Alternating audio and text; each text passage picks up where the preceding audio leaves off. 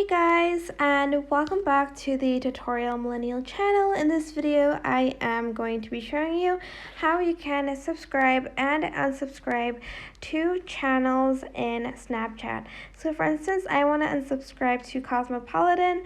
I'm just going to select this channel and unsubscribe, and I can even hide their content, so hide this content. And for instance, I want to subscribe to the Chef Club original channel. I'm just going to select on that and subscribe. I can also view their profile and view stories they had on previous dates like this. And I think you can also, you can watch them, and you can also turn on their notifications by pressing this notifications tab. Store notifications turned on for Chef Club US.